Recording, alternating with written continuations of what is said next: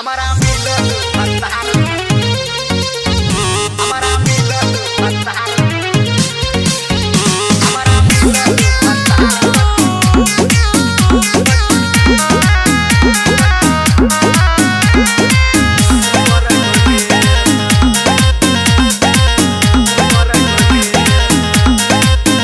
हमारा मिलल भतार सखी गोबर गणेश हमारा मिलल भतार सखी गोबर गणेश गोबर गणेश सखी गोबर गणेश गोबर गणेश सखी गोबर गणेश हमारा मिलल भतार सखी गोबर गणेश हमारा मिलल भतार सखी गोबर गणेश। म्यूजिक बाय गुड्डू राज।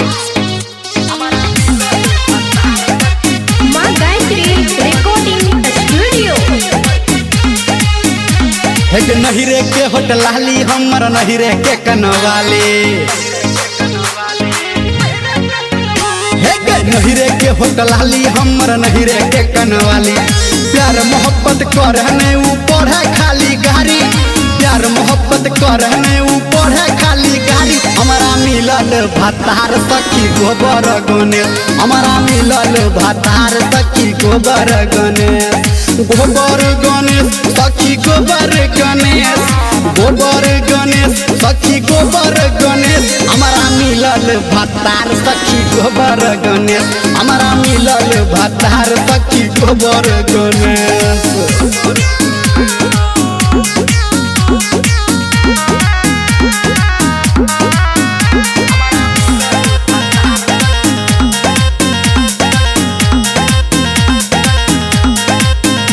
हेगे नहिरे के हमर पलंग कुर्सी नहिरे के सोना चांदी